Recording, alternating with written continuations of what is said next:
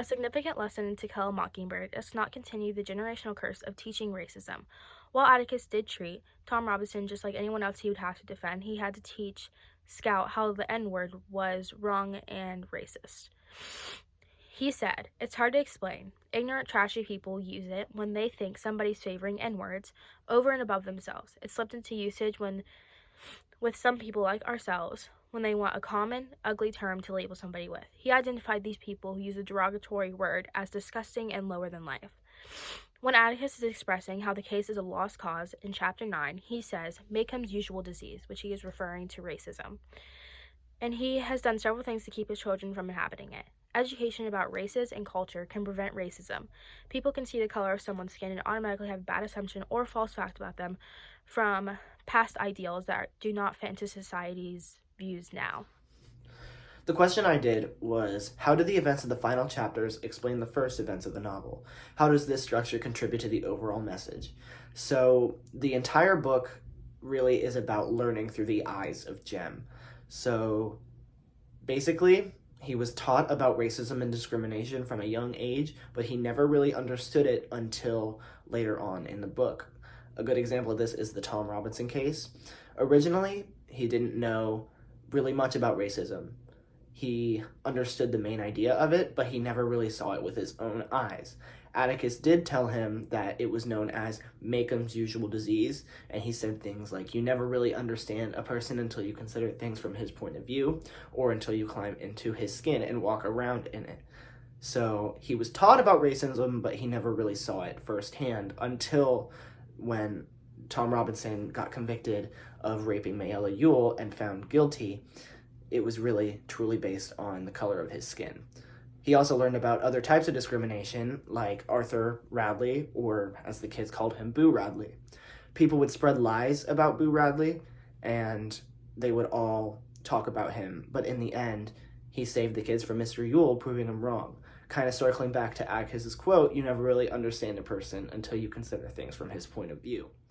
I cut your normal program short to talk about my show, Jordan's book review.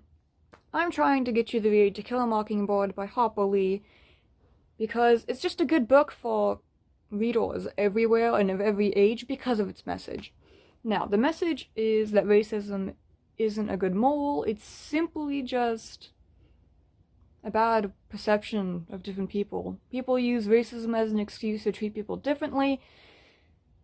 It's kind of pathetic if you really think about it.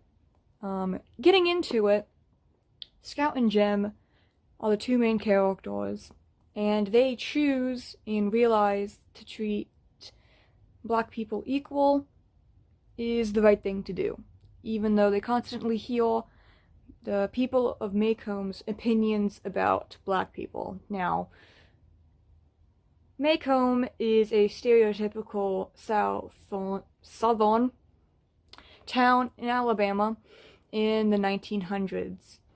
Segregation was big, races didn't mix, and it was pretty sad, actually. Now, Atticus, their father, is my main point here today, and I am going to be talking about how he does a great job of teaching his children that racism isn't right. Now, one of my examples I have here is on page 99, and it says, quote, "Of course I do, don't say the N-word, Scout, that's common," quote. Atticus is telling Scout that using a derogatory term is below them because they're not the stereotypical people. What I mean is Atticus is defending a black man. Tom Robinson was accused of rape, and Atticus is a lawyer, and he defends him. It's his job, but he tries, which the people of Maycomb don't like that. He just teaches Scout a very important lesson of to be the better person. My second example is on page 295, and it says, There's something in our world that makes men lose their heads. They couldn't be fair if they tried. In our courts, when a white man's word against a black man's, the white man always wins. They're ugly, but those are the facts of life, end quote. This is still relevant today. I'm not going to get into examples, but I think you all know what I'm talking about. Atticus is trying to show Scout that he is defending the underdog in the situation. No one wants Tom Robinson to come out victorious because of his race. If he was a white man, this would be totally different. This is purely because the people of Maycomb don't like black people, and they think black people are below them. Atticus is saying that they're equal, and it should not come down to race. It's as simple as that. That is my lesson.